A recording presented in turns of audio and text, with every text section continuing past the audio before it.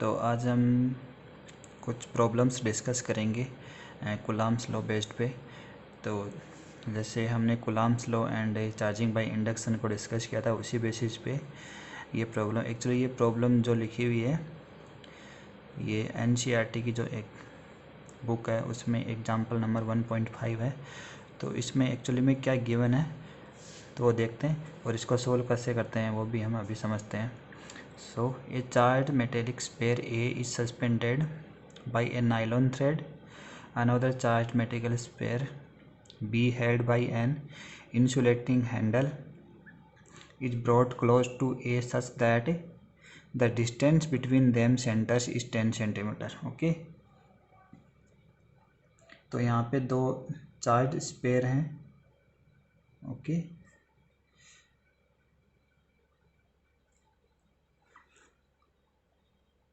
हम मान लेते हैं इन दोनों पे प्लस प्लस चार्ज है और दोनों के बीच की डिस्टेंस कितनी है, इनके सेंटर्स के बीच की डिस्टेंस है 10 सेंटीमीटर। ओके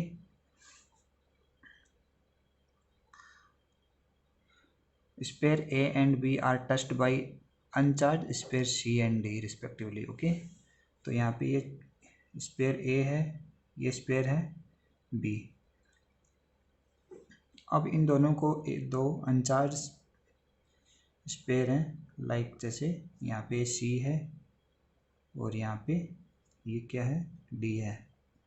ये अनचार्ज स्पेयर हैं, ये दोनों इन ए एंड बी को रिस्पेक्टिवली टच कर रहे हैं। देन क्या गिवन है, and then C and D are removed, और इसके बाद क्या होता है, सी एंड डी को रिमूव कर लिया जाता है। Okay then A and B को then B is brought closer to A distance of 5 centimetre. अब इन दोनों के बीच की डिस्टेंस क्या हो गई, 5 centimetre. Okay between their centers. So what is the expected repulsion of A? Okay, on the basis of Coulomb's law. Here sphere A and C and sphere B and D have identical size, means ये दोनों की size same है, ये दोनों की size same है। तो यहाँ पे हम जैसे चार्ज में यहाँ पे रिपल्सन हो रहा है, इट मीन्स दोनों पे सेम चार्ज है। तो यहाँ पे मान लो Q चार्ज है और यहाँ पे Q डैश चार्ज है। स्टार्टिंग में फर्स्ट में जब ये दोनों इनसे टच नहीं है तो ए एंड बी पे चार्ज सेम है। अब इन दो सी एंड डी अनचार्ज स्पेयर, इनको दोनों को टच करवाया जाता है, फिर इनको रिमूव कर दिया जाता है। तो यहाँ पे देखो, हमने जो चार्जिंग बाय इंडक्शन वाला टॉपिक पढ़ा था उसमें मैंने बताया था कि जब भी ऐसी कंडीशन आ जाए तो हमें कौन सी ट्रिक लगानी है, Q is equals to sum of charges upon number of charges. Okay तो जैसे हम इन दोनों का निकालें तो सम ऑफ चार्जेज कितना हो गया, यहाँ पे Q चार्ज है प्लस 0 और कितने हैं, 2 हैं। तो दोनों पे इक्वली कितना हो जाएगा, Q/2 एंड Q/2। ओके तो यहाँ पे चार्ज क्या हो गया, Q/2। यहीं पे वैसे भी और सेम टू सेम यहाँ पे B एंड D में क्या हो जाएगा, Q dash plus 0/2 is equal to Q dash by 2। तो अभी यहाँ पे न्यू चार्ज कितना हो गया, Q/2 and Q dash by 2 charge हो गया। एंड डिस्टेंस कितनी हो गई है, हाफ डिस्टेंस हो गई है। सो यहाँ पे पूछा क्या है, the repulsion of A on the basis of Coulomb's law. तो यहाँ पे एक्चुअली में कितना फोर्स है रिलेटिवली फर्स्ट से। जैसे यहाँ पे अगर हम फर्स्ट से रिलेटिव हम यहाँ पे देखें तो कितना था, फर्स्ट इस कंडीशन में हम स्टार्टिंग में जैसे यहाँ पे ये दोनों चार्ज नहीं है, तब यहाँ पे देखेंगे कितना फोर्स है, F is equals to Q dash upon 10 square. Okay so it is Q dash upon 100। अब ए पे है तो एक डायरेक्शन में होगा तो यहाँ पे हम आर कैप बोल देते हैं। एक्चुअली रिपल्सन है तो ए में इस साइड में फोर्स लगेगा, ये एफ फोर्स लगेगा।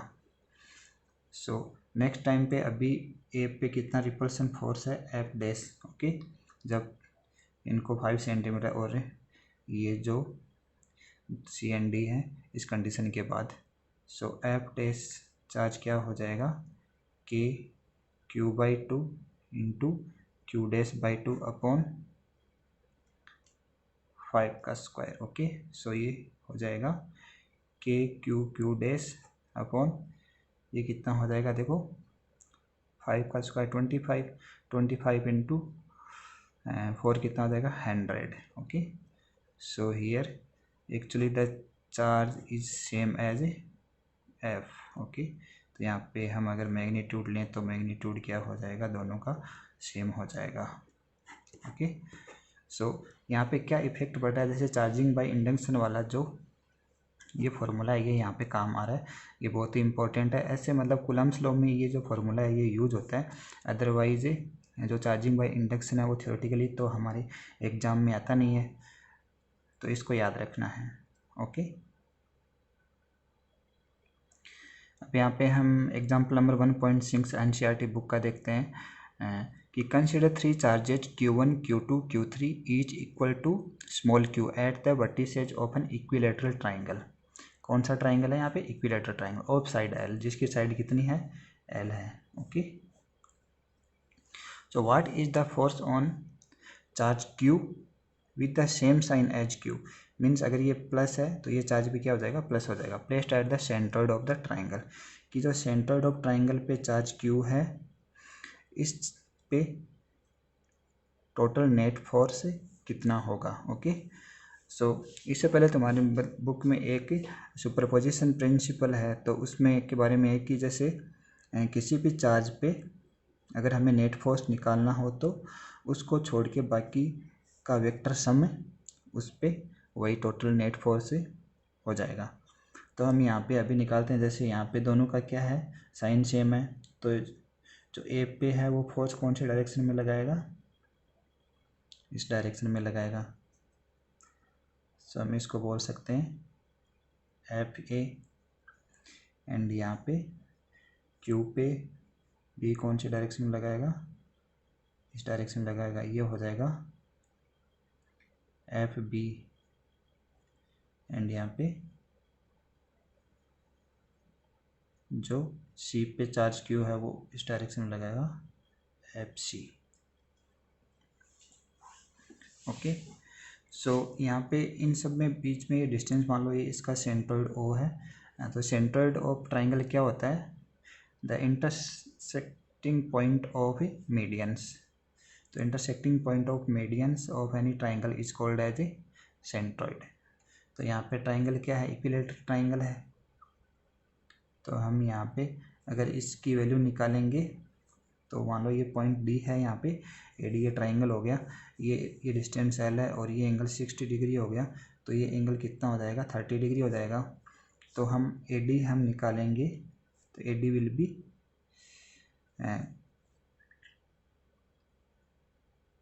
ए C cos 30, and A C की वैल्यू कितनी है, एल, cos 30 की वैल्यू होती है √3/2। Okay, so A D is L √3/2, and जो ये सेंट्रोइड है ये 2:1 में क्या होगा, डिवाइड होगा। मीडियन क्या होती है, सेंट्रोइड के साथ 2:1 में डिवाइड होती है, तो हमारे पास एक्चुअली में जो ए ओ पार्ट है वो इतना हो जाएगा, A O is equal to 2/3 into A D. तो ए डी क्या है, एल इंटू √3/2, सो 2 से 2 cancel, so it is L/√3। ए ओ क्या आ गया हमारे पास, L/, तो ए ओ के इक्वल्स क्या होगा, B O is equals to C O. Okay, क्योंकि ये इक्विलेटरल ट्राइंगल है तो ये सारी डिस्टेंस आ गई हमारे पास, बीच की दो चार्जेज के बीच की डिस्टेंस आ गई। इट मीन्स हमारे पास जो आर है उसकी वैल्यू आ गई। अब हम 1 बाई 1 तीनों फोर्स निकालते हैं। तो सबसे पहले जैसे हमने एफ ए निकालेंगे हम यूजिंग कूलम्स लॉ, तो एफ ए क्या हो जाएगा, के small Q capital Q upon, तीनों की डिस्टेंस सेम है तो मैं इसको आर भी ले सकता हूँ या L/√3 भी ले सकता हूँ। तो इसको L/√3 ले लेंगे तो ये L² अपॉन 3 हो जाएगा यहाँ पे। ओके, इंटू आर कैप मिल रहा है क्योंकि यहाँ पे हम वेक्टर फॉर्म में ले रहे हैं। तो ये हो गया, ये इक्वेशन नंबर फर्स्ट हो गई, F vector B. So force on Q due to the charge placed on B. Okay. तो ये कितना हो जाएगा, ये भी सेम हो जाएगा 3KQQ upon L square into R cap. Question number second, now force on Q due to C, okay. जो C में पॉइंट पे चार्ज रखा हुआ है स्मॉल q, उसकी वजह से फोर्स क्या हो जाएगा, FC vector is equals to 3KQQ upon L square into R cap. So ये तीनों FA vector, FB vector and FC vector हमारे पास आ गए। हमने यहाँ पे तीनों चार्जेज की वजह से फोर्स निकाल लिए हैं, F vector A, F vector B and F vector C, okay. तो अब यहाँ पे हम पॉइंट O या सेंट्रॉइड पे नेट फोर्स निकालते हैं। तो हम नेट फोर्स निकालने के देखते हैं कि इनकी डायरेक्शंस देखते हैं सबसे पहले। तो ये फोर्स है, ये फोर्स नीचे की डायरेक्शन में लग रहा है, ओके। तो यहाँ पे मान लो कि ये XY प्लेन है, okay, this is the XY plane, कि ये Y एक्सिस है एंड ये X एक्सिस है, ओके। तो X एक्सिस की डायरेक्शन में आई कैप पे यूनिट वेक्टर होता है एंड इस साइड में J कैप, तो इसका क्या हो जाएगा, माइनस J कैप, ओके। तो हम यहाँ पे F वेक्टर की आर कैप की जगह हम क्या यूज कर सकते हैं, minus J cap vector use कर सकते हैं, ओके। अब यहाँ पे देखो, इस ये एक्चुअली में एकदम एक्स एक्सिस पे नहीं है, तो एक एंगल पे है। तो ये एंगल कितना है, ये एंगल टोटल 60 डिग्री है, तो ये एंगल कितना हो गया, 30 डिग्री हो गया। तो ये एंगल भी कितना हो गया, 30 डिग्री हो गया, because these two lines are parallel to each other. तो यहाँ पे इस साइड में कौन सा कंपोनेंट हो जाएगा, कोस कंपोनेंट, कोस 30, एंड इस डायरेक्शन में कौन सा हो जाएगा, साइन कंपोनेंट, साइन 30, ओके। तो this way I cos 30, I cap cos 30 and this way J cap sine 30 हो जाएगा, ओके। सो यहाँ पे अगर हम FB में आर कैप देखें तो आर कैप इज इक्वल से क्या हो जाएगा, I cap cos 30 plus J cap, sorry J into sine 30, okay, ये हो गया। एंड यहाँ पे आर कैप है, या इसको हम जैसे इनको अलग अलग डिनोट कर सकते हैं, RA, RB, RC। तो दिस इज RB, इस RC, तो RC कैप क्या होगा, तो यहाँ पे भी एक, ये भी एंगल 30 हो जाएगा, this way cos 30 component and this way sine 30 component, okay. So ये कौन सी नेगेटिव आई डायरेक्शन है, तो यहाँ पे नेगेटिव आई cap cos 30 plus J cap sine 30, okay. ये तीनों हमारे पास अब आ जाएंगे। तो हम अभी यहाँ पे नेट फोर्स मान लो कि F है, तो F force on O will be equals to F vector A plus F vector B plus F vector C हम निकाल लेंगे। अब तीनों की वैल्यू यहाँ पे रख देते हैं। देखो 3KQ अपॉन L स्क्वायर, ये तीनों में सेम है, तो मैं इनको एक साथ बाहर ले लेता हूँ। बाकी में ये माइनस J कैप है प्लस ये कितना हो जाएगा, I cap cos 30 plus J cap sine 30 minus I cap cos 30 plus J cap sine 30, okay. So अगर हम यहाँ पे देखें, ये प्लस आई कैप कोस 30 है एंड ये माइनस, ये कट हो जाएंगे। Now this is minus J cap and here J cap sine 30, J cap sine 30। Sine 30 की वैल्यू कितनी होती है, इक्वल्स टू 1/2, इक्वल्स तो J बाई टू कितना हो गया, माइनस प्लस J, ओके। तो प्लस J और माइनस J क्या हो जाएंगे, आपस में कट हो जाएंगे। तो ये टोटल वैल्यू कितनी आ गई, 0 आ गई। सो the total force on the centroid of equilateral triangle will be equals to 0। तो इसका ये आंसर हो गया। अब जैसे आगे कोई भी बॉडी हो, तो उसके अगर सेंटर पे हमें नेट फोर्स निकलवाया हो, तो उसकी ऑलवेज वैल्यू कितनी होगी, 0 होगी। ये एक इम्पोर्टेंट फैक्ट भी है, तो तुम लोग ऐसे इसको याद भी कर सकते हो। ओके, अब हम नेक्स्ट एग्जांपल लेते हैं 1.7। इसमें क्या है, consider the charges Q and minus Q placed at the vertices of an equilateral triangle.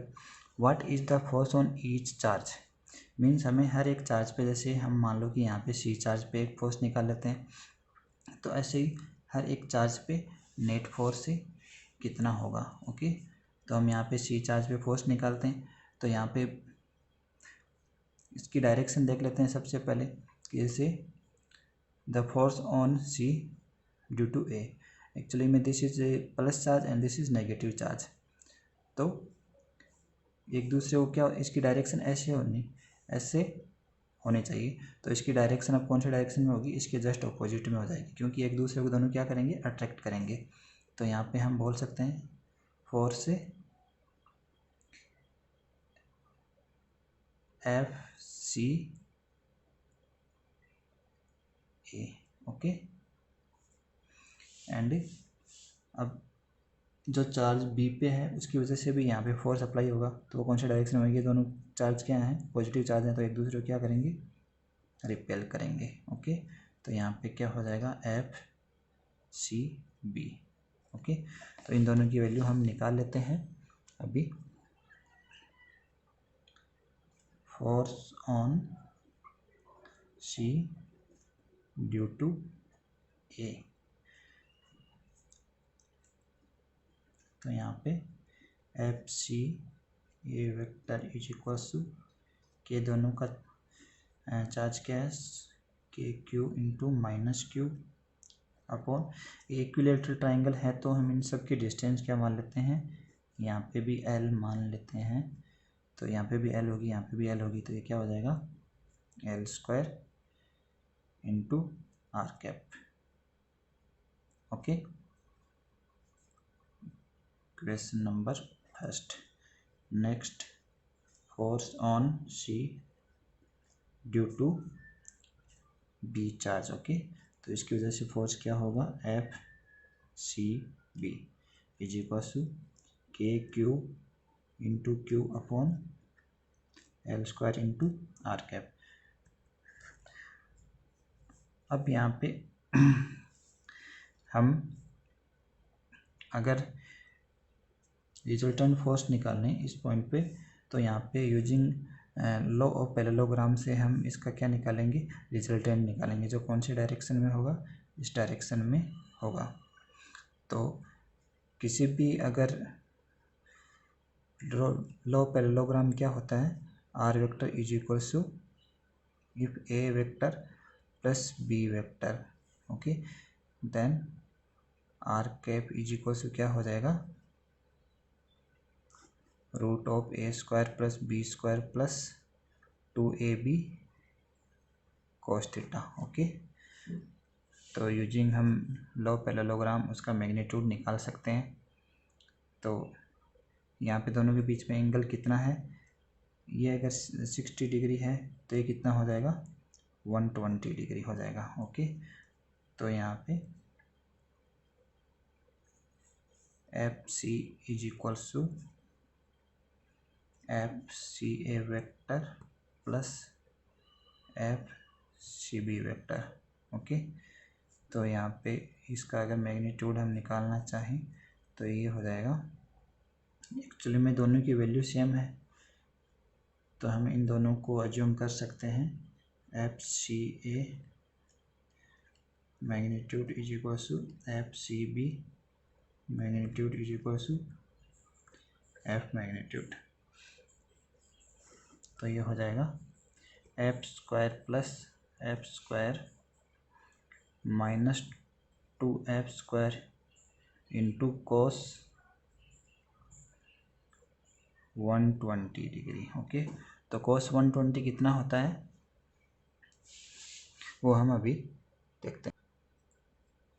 So cos 120 की वैल्यू क्या होगी, actually is equal to cos 120 को हम लिख सकते हैं cos 90 plus 30 degree, and cos 90 plus theta is equal to क्या होता है, minus sine theta. Okay, sine 30, and sine 30 की वैल्यू कितनी होती है, 1/2, so it will be F square plus F square, तो माइनस माइनस साइन क्या हो जाएगा, इधर प्लस हो जाएगा, 2f² इंटू 1/2, 1/2 से 1/2 कट हो जाएगा, then this will be 3f²। Okay,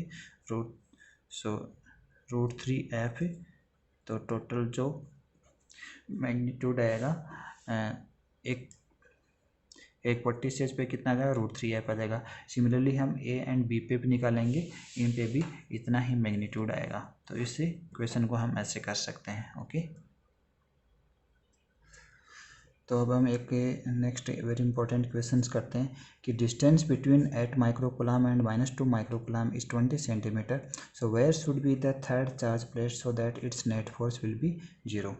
तो जैसे हम यहाँ पे कि 8 माइक्रोकुलम यहाँ पे है एंड -2 माइक्रोकुलम यहाँ पे, दोनों के बीच की डिस्टेंस कितनी है, 20 सेंटीमीटर। अब एक थर्ड चार्ज है Q। Okay, let's take positive charge, okay, plus Q। उसको हम कहाँ पे पुट करेंगे, उस पर नेट फोर्स है बिकॉज ऑफ दी चार्जेस, वो क्या होगा, 0 होगा। तो हम जब भी ऐसा क्वेश्चन आ जाए तो हम यहाँ पे लेफ्ट हैंड साइड पे उस चार्ज को पुट कर नहीं सकते, तो हमारे पास सिर्फ दो कंडीशंस बची। हम यहाँ पे या तो इसको यहाँ पे रख सकते हैं या फिर चार्ज को हम यहाँ पे रख सकते हैं। मान लो इसको हमने चार्ज को यहाँ पे रख दिया, तो यहाँ पे रख दिया तो हम अब इसकी डायरेक्शन, बिकॉज ऑफ 8 माइक्रोकुलम, इस पे जो फोर्स अप्लाई होगा, एग्जर्ट होगा, वो क्या होगा, रिपल्सन फोर्स होगा, और उसकी डायरेक्शन कौन सी डायरेक्शन में होगी, इस डायरेक्शन में होगी। ओके, तो हम इसको मान लेते हैं कि ये F8 है एंड बिकॉज ऑफ -2 माइक्रोकुलम, इसकी डायरेक्शन भी कौन सी डायरेक्शन में होगी, ये दोनों क्या करेंगे एक्चुअली में इसको तो अट्रैक्ट करेंगे, तो अट्रैक्ट करेंगे तो इसकी डायरेक्शन भी इधर हो गई। तो दोनों की अगर रिजल्टेंट हम इस पर निकालेंगे तो दोनों क्या क्या हो जाएगा, सम हो जाएगा। तो हम यहाँ पे इन दोनों के बीच में तो क्यू चार्ज को ले नहीं सकते, तो हम फाइनली क्यू चार्ज को कहाँ पे लेंगे, यहाँ पे लेंगे। ओके, तो यहाँ पे लेते हैं, तो because of 8 microcoulomb, let's assume here it is on A, it is on B, it is on C. तो बिकॉज ऑफ ए की वजह से यहाँ पे फोर्स अप्लाई होगा, वो कौन सी डायरेक्शन में होगा, इस डायरेक्शन में होगा, FCA। Okay, and because of B force कौन सी डायरेक्शन में अप्लाई होगा, इस डायरेक्शन में अप्लाई, दोनों एक दूसरे को क्या करेंगे, अट्रैक्ट करेंगे, FCB। तो अब यहाँ पे रिजल्टेंट है वो में भी हो सकता है यहाँ पे 0 हो, तो हम निकाल के देखते हैं कि ये जो एक्चुअली में जो डिस्टेंस है वो कितनी डिस्टेंस होगी कि 0 हो जाए। तो हम इसको अज्यूम कर लेते हैं कि ये डिस्टेंस क्या है, अक्स डिस्टेंस है। तो ये अक्स डिस्टेंस हम निकालते हैं, तो दोनों चार्ज निकालते हैं पहले।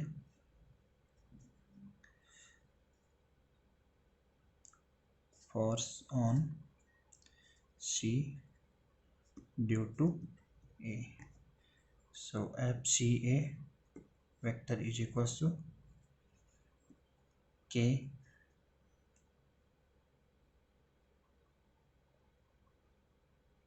into 8 microcoulomb into Q upon ये टोटल डिस्टेंस क्या हुई यहाँ से 20 प्लस अक्स का होल स्क्वायर। ओके, सो इसकी डायरेक्शन ये हम मानते हैं कि जैसे यहाँ से अक्स एक्सिस है, so it will be I cap. Question number first, force on C due to B, तो force on C due to B क्या हो जाएगा, FCB vector is equal to K -2 into Q upon X square. और ये क्या है, minus अक्स direction में है ये वेक्टर, क्या माइनस अक्स डायरेक्शन में, तो यहाँ पे क्या हो जाएगा -I cap. Okay, so the net force on C will be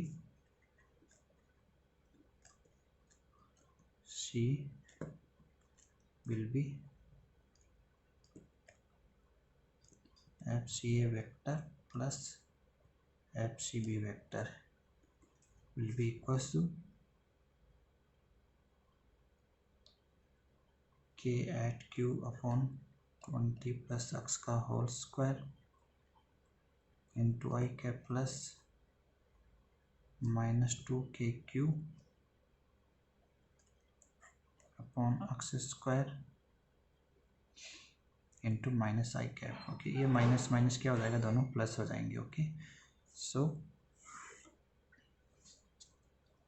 यहाँ से हम ये 2kq है वो कॉमन ले सकते हैं, 2kq कॉमन ले सकते हैं। तो यहाँ से क्या बचेगा, 4/20 प्लस एक्स का होल स्क्वायर प्लस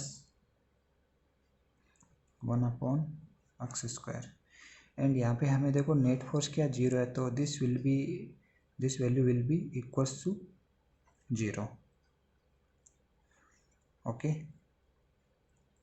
सो हम x की वैल्यू निकालते हैं, कितनी आती है x की वैल्यू। सो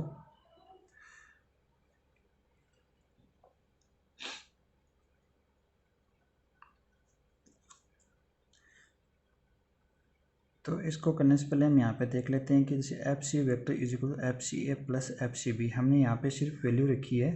तो यहाँ पे एक्चुअली में दोनों जो फोर्स हैं वो क्या है, ऑपोजिट डायरेक्शन में है। तो यहाँ पे जो इसका हम रिजल्टेंट निकालेंगे वो क्या होगा, माइनस होगा। Okay, so minus sine is already here and this minus will be cut and here will be a minus sign. Okay, so here will be minus sign. so अब हम निकाल लेते हैं 4/20 प्लस एक्स का whole square minus 1/x square.